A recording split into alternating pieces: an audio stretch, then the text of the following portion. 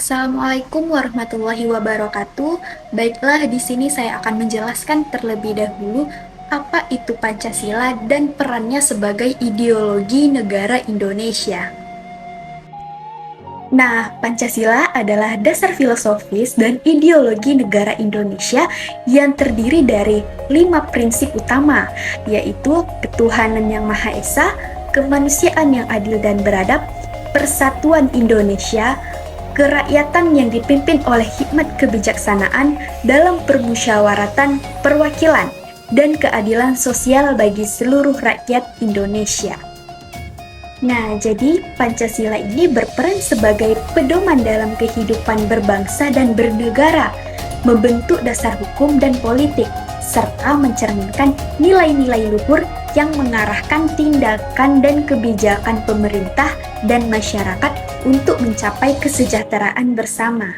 Di sini saya akan menjabarkan sebuah materi, yaitu saya akan mengidentifikasi beberapa tantangan yang dihadapi oleh Pancasila sebagai ideologi negara.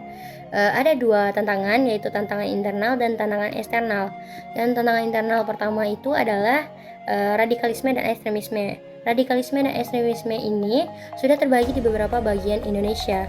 Gerakan ini sangat menentang Pancasila dengan membuat suatu gerakan yang tidak toleran terhadap keberagaman. Yang kedua itu ada konflik sosial dan kesenjangan ekonomi. Konflik itu biasanya terjadi karena ketidakadilan dan kesenjangan ekonomi yang tinggi, dan itu akan mengakibatkan perpecahan sosial, dan itu sangat bertentangan dengan nilai-nilai Pancasila, yaitu keadilan sosial. Yang kedua ada tantangan eksternal, yaitu dari luar.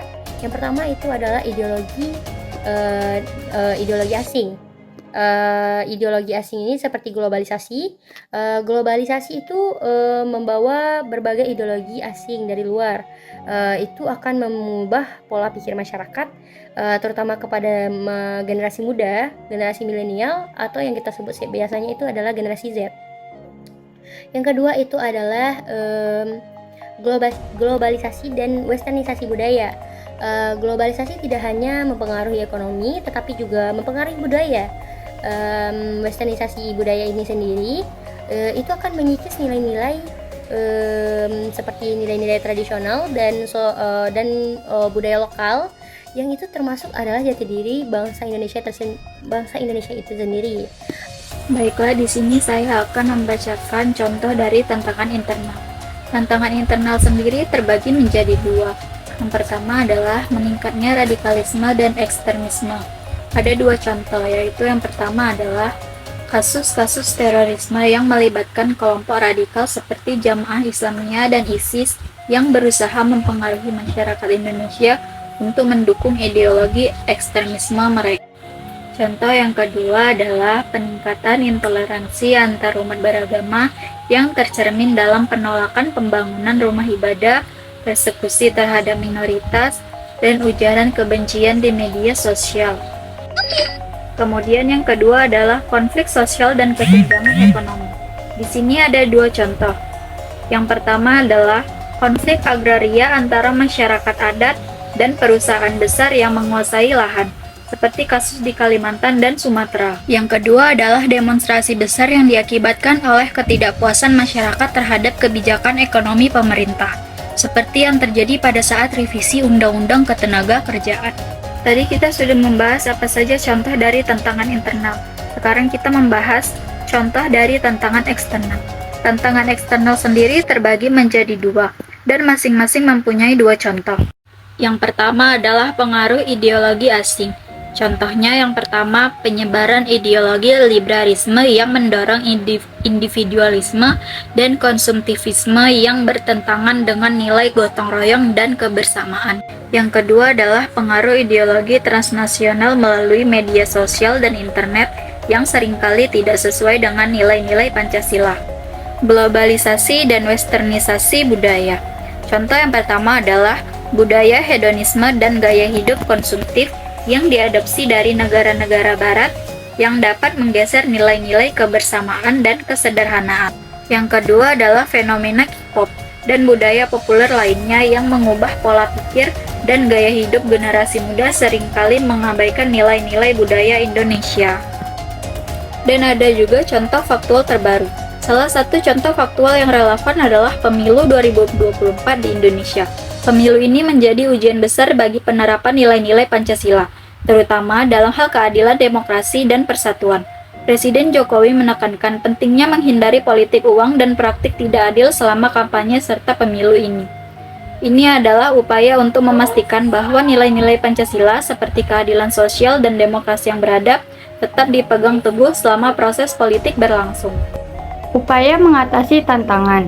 Yang pertama, pendidikan dan sosialisasi Pancasila. Meningkatkan pendidikan dan sosialisasi Pancasila di semua jenjang pendidikan dan melalui media massa.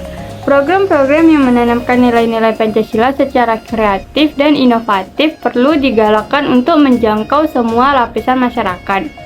Yang kedua yaitu penegakan hukum yang tegas. Menguatkan penegakan hukum untuk memberantas korupsi dan ketidakadilan. Ini termasuk reformasi birokrasi dan sistem peradilan yang lebih transparan. Yang ketiga yaitu menghadapi pengaruh ideologi asing. Mengembangkan kerangka kebijakan yang mampu menyaring pengaruh ideologi asing yang tidak sejalan dengan Pancasila. Ini termasuk kebijakan yang mendukung ekonomi berbasis komunitas dan kebersamaan serta menolak ideologi yang mendorong individualisme berlebihan.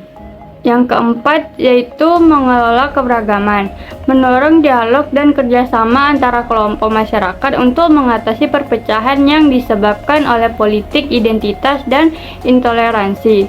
Upaya-upaya rekonsiliasi dan pembangunan sosial yang inklusif harus menjadi prioritas. Sekian dari saya ucapkan terima kasih. Kesimpulan tantangan Pancasila sebagai ideologi negara. Pancasila sebagai ideologi negara Indonesia menghadapi berbagai tantangan, baik itu internal maupun eksternal.